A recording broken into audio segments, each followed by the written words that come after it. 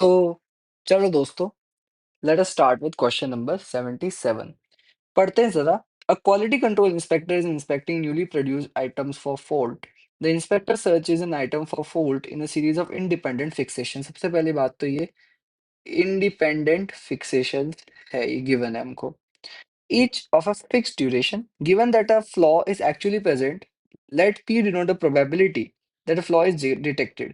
कि मान लो गिवन है कि फ्लॉ क्या है, प्रेजेंट है, ठीक है, उसको डिटेक्ट किया जाए, उसकी प्रोबेबिलिटी हमको गिवन है P, ठीक है, स्मॉल p। ओके, तो इससे मैं अलग केस बना सकता हूँ कि फ्लॉ प्रेजेंट है बट नॉट डिटेक्ट, ठीक है, इट इज 1 - p, ठीक है, क्योंकि ये सॉर्ट ऑफ क्या हो गए भाई, ये वही हो गए ना कि ए नॉट गिवन बी वाला केस इक्वल टू 1, तो यही तो केस हो गया ये।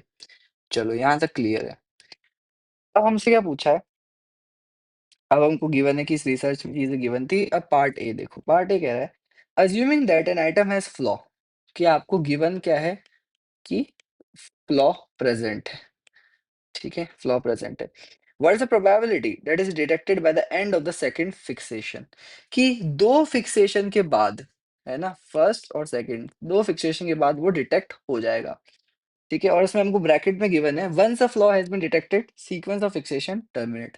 तो कोष्टक में हमको गिवन है कि यार, कोष्टक मतलब ब्रैकेट होता है, ठीक है, तो उसमें हमको गिवन है कि एक बार फ्लॉ डिटेक्ट हो गया तो सीक्वेंस टर्मिनेट हो जाएगा। मतलब इसका बेसिकली मतलब ये क्वेश्चन का कहना है कि हमको क्या बोला, एंड ऑफ टू फिक्सेशन, ये बोला था। एंड ऑफ टू फिक्सेशन का मतलब ये है कि या तो फर्स्ट के अंदर ही डिटेक्ट हो जाए या फिर सेकंड पे डिटेक्ट हो जाए, इसका मतलब ये है, ठीक है, इसका ये मतलब है। ठीक है, तो ये दो केस आ गए, ये तो फर्स्ट में डिटेक्ट हो जाए वो फ्लॉ, ठीक है, तो फर्स्ट में डिटेक्ट हो जाए उसकी प्रोबेबिलिटी क्या है, पी। और सेकंड में हो जाए यानी फर्स्ट में ना हो, तो फर्स्ट में ना हो मींस 1 - p, और सेकंड में हो जाए पी। समझे मेरी बात? ये देखो, ये तो है प्रोबेबिलिटी कि वो फर्स्ट में ही डिटेक्ट हो जाए और प्रोबेबिलिटी सेकंड में हो जाए, ठीक है। फर्स्ट में हो जाए उसकी प्रोबेबिलिटी है पी, भाई आपने एक उठाया वो उसमें फ्लॉ था और डिटेक्ट हो गया, प्रोबेबिलिटी पी। और यानी कि प्लस सेकंड में हो यानी फर्स्ट में ना हो और सेकंड में हो, तो फर्स्ट में नो डिटेक्शन हो जाए और सेकंड में डिटेक्ट हो जाए। और एंड है इसलिए हम मल्टीप्लाई लगाएंगे। नो डिटेक्शन की प्रोबेबिलिटी है 1 - p, डिटेक्शन की प्रोबेबिलिटी है p, तो ये हो गया, तो इसलिए हमारा आंसर बना p प्लस p 1 - p, ठीक है।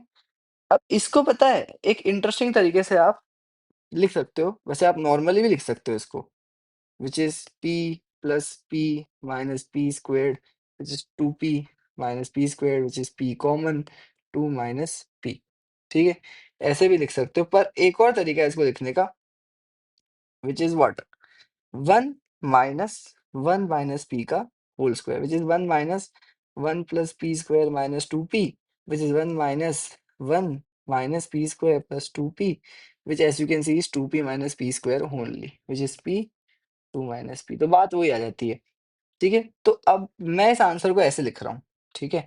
अब आप बोलोगे ऐसा क्यों लिख रहा हूँ मैं, इसका रीजन आप बाद में समझोगे एक्चुअली। नोट अपने नोटबुक में एक बार ऐसे लिखो, इसका रीजन मैं आपको भी समझाऊंगा क्यों। मैंने भी इसको जब किया था फर्स्ट टाइम सॉल्व, तो मैंने भी यहाँ पर आंसर लीव किया था। फिर बाद में मैंने इसको यहाँ पर एक्स्ट्रा एडिशन किया, ताकि मैं जब वापस क्वेश्चन गो थ्रू करूँ ना, इसको देख के मुझे एक बहुत इंपॉर्टेंट चीज़ याद आ जाए, वो भी आपको समझ में आएगी क्या है। तो पार्ट ए डन है, पार्ट ए डन है। पार्ट बी देखो, पार्ट बी कह रहा है given an expression of probability that a flaw will be detected by the end of nth fixation, nth fixation की लास्ट में वो हो जाए। अब मुझे एक बात बताओ, nth फिक्सेशन की एंड में हो जाए यानी या तो फर्स्ट पे डिटेक्ट हो जाए, या सेकंड पे डिटेक्ट हो जाए, या थर्ड पे हो जाए, या nth पे हो जाए, ठीक है। तो प्रोबेबिलिटी वो फर्स्ट पे डिटेक्ट हो जाए, और प्रोबेबिलिटी वो सेकंड पे हो जाए, और प्रोबेबिलिटी थर्ड पे हो जाए, और प्रोबेबिलिटी nth पे हो जाए। Am I clear? Okay, first पे हो जाएगी प्रोबेबिलिटी क्या है, p, और हटाओ। सेकंड पे हो जाएगी क्या है, 1 - p, मतलब फर्स्ट पे ना हो और सेकंड पे हो जाए। और थर्ड पे हो जाए क्या है, 1 - p, 1 - p, p, एक चीज नोटिस कर रहे हो क्या? यहाँ p था, यहाँ 1 माइनस पी है, और यहाँ 1 माइनस पी का स्क्वायर है। अच्छा, फोर्थ में क्या होगा? फोर्थ में नहीं, फर्स्ट 3 बार डिटेक्ट नहीं होगा, तो 1 माइनस पी क्यूब और पी हो जाएगा। इसका एक समझ रहे हो कि यहाँ 4 था तो यहाँ पावर 3 थी, यहाँ 3 था तो पावर 2 थी, यहाँ 2 था तो पावर 1 थी, या 1 था तो पावर 0 थी 1 माइनस पी की। इसका मतलब जब मैं n पर पहुंचूंगा तो 1 माइनस पी की पावर क्या होगी? n minus 1। ये ओके। चाहो तो आंसर यहीं लीव कर दो, पर इसको आप सॉल्व कर सकते हो। कोई चीज दिख रही है आपको?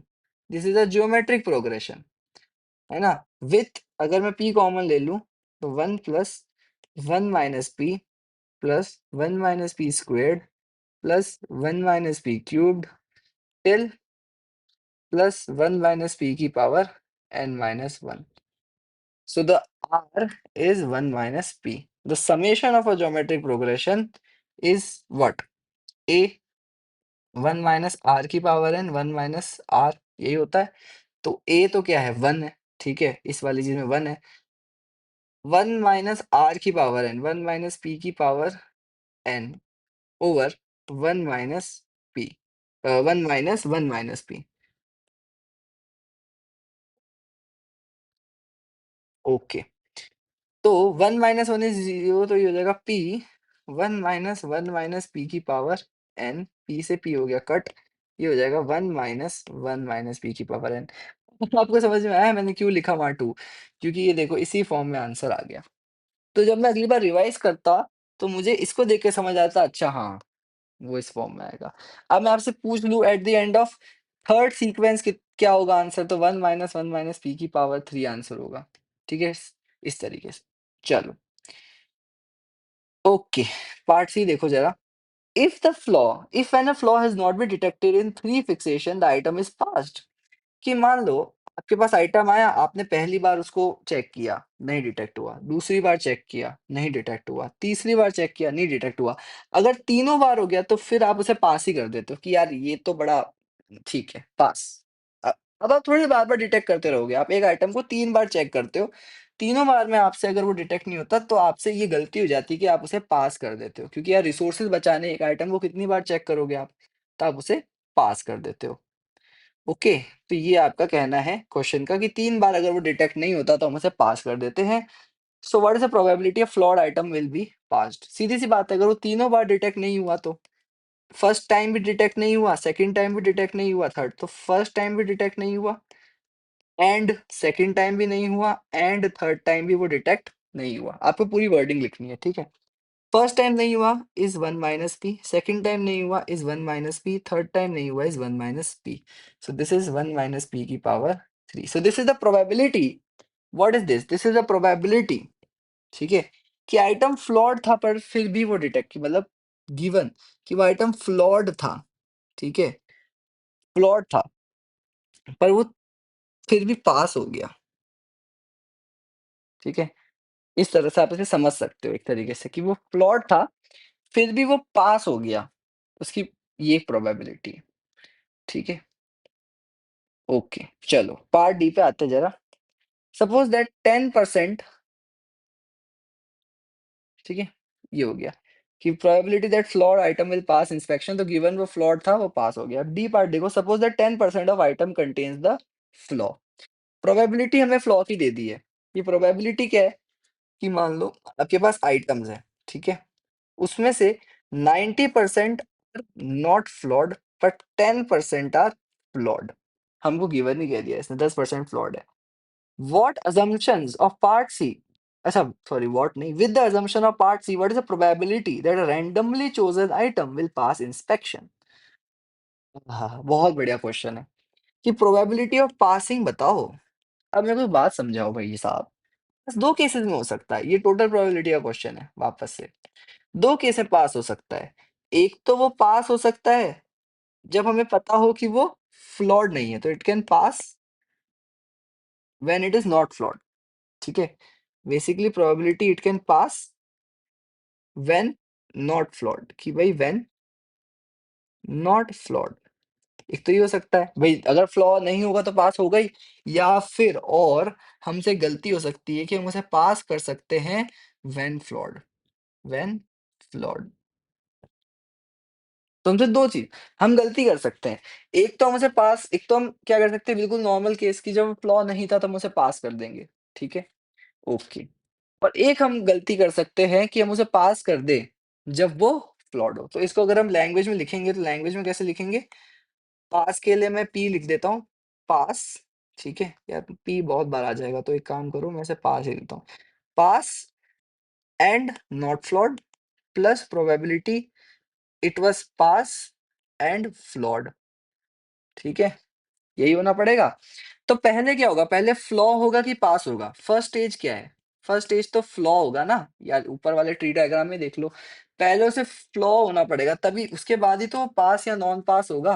पास या नॉन पास, पास या नॉन पास। सही बात है? तो पहले फ्लॉ होना पड़ेगा या नॉट फ्लॉ होना पड़ेगा। तो प्रोबेबिलिटी यहाँ पर आएगा not flaw times probability of pass given it was not flawed plus probability it was flawed times probability it was passed given it was flawed. Okay, तो प्रोबेबिलिटी नॉट फ्लॉ की कितनी है? 90% और नॉट फ्लॉड तो 0.9। अच्छा मुझे एक बताओ अगर वो फ्लॉ नहीं है तो पास होगा ही होगा ना, that probability is 1। Okay, flaw की प्रोबेबिलिटी कितनी है? 0.1। अच्छा मुझे बताओ पास होने की प्रोबेबिलिटी क्या है जब वो फ्लॉ हो? हमने अभी निकाला था 1 माइनस पी का क्यूब, कि वो 3 बार डिटेक्शन से बच जाएगा, तो हमसे गलती हो जाएगी। So this is your answer, this is your answer, okay? That the probability वो आइटम पास हो जाए। तो 2 तरह से पास हो सकता है, एक तो जब वो फ्लॉड हो, एक जब वो नॉट फ्लॉड हो, ठीक है? ओके, पार्ट ई देखो सर, पार्ट ई क्या कहता है?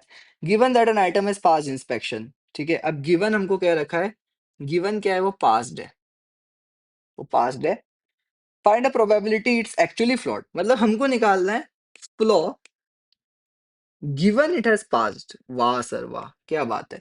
मुझे एक बात बताओ, पहले पास होता है कि फ्लॉ होता है? भाई सीधी सी, यार मेरे को एक बात बताओ कि वो पास कर चुका, ठीक है? ये तो उल्टी बात हो गई ना। ये देखो, पहले तो आइटम क्या करता थे हम कि फ्लॉ और नॉट फ्लॉ होता था फिर पास होता था। हमसे उल्टा पूछ लिया, हमसे पास पूछ के फ्लॉ नॉट फ्लॉ, तो ये तो बेजियन हो गया, ठीक है? ये तो बेजियन हो गया, ठीक है? चलो सर, हम समझ गए बेसियन क्वेश्चन है। Okay, probability. अच्छा और हमको और गिवन है प्रोबेबिलिटी, जो पी की वैल्यू है 0.5 गिवन है। चलो बहुत बढ़िया। ओके, तो यहाँ आ जाएगा फ्लॉ, ठीक है, पास, और यहाँ आ जाएगा प्रोबेबिलिटी पास। अच्छा पास होने के भी 2 तरीके, क्या-क्या तरीके? कि या तो वो फ्लॉड हो एंड पास हो जाए, फ्लॉ एंड पास, और यानी plus not flaw and pass. 2 cases हो सकते हैं। अच्छा, पहले क्या होगा? पहले उसे फ्लॉ होना पड़ेगा, तो प्रोबेबिलिटी कि वो फ्लॉड हो टाइम्स प्रोबेबिलिटी वो पास हो जाए गिवन वो फ्लॉ हो। नीचे भी यही आएगा, प्रोबेबिलिटी फ्लॉ हो टाइम प्रोबेबिलिटी। देखो बिल्कुल स्टेप वाइज़ करोगे ना तो कभी दिक्कत ही नहीं आएगी क्वेश्चन करने में। बस हम जल्दी-जल्दी में ट्राई करते हैं क्वेश्चन करने की, इसलिए हमसे गलती होती है। बाकी statistics is all about, statistics and maths and economics even is all about understanding the problem. If you understand the problem correctly, you are going to solve it correctly. If you understand the problem with some difficulty, there is going to be some difficulty in the solution. Okay, तो यही important है। अच्छा मुझे बताओ flaw की probability क्या है? 90%। अरे यार अगर वो फ्लॉड है, सॉरी फ्लॉ की प्रोबेबिलिटी 90% थोड़ी है। फ्लॉ की प्रोबेबिलिटी है आई गेस 10%, राइट? एक second, let me just pull up the book. Flaw की प्रोबेबिलिटी है यस 10%, ओके 0.1। अच्छा फ्लॉ होने के बाद पास होने की प्रोबेबिलिटी है 1 माइनस पी का क्यूब, ठीक है? प्लस नॉट फ्लॉ की प्रोबेबिलिटी क्या है? 0.9, और उसमें पास होने की प्रोबेबिलिटी 1। भाई नॉट फ्लॉ होगा तो पास तो होगा ही, और ऊपर भी यही लिखो 0.1, 1 माइनस पी का क्यूब। ओके, इसको हम सॉल्व करेंगे पी की वैल्यू 0.5 के लिए।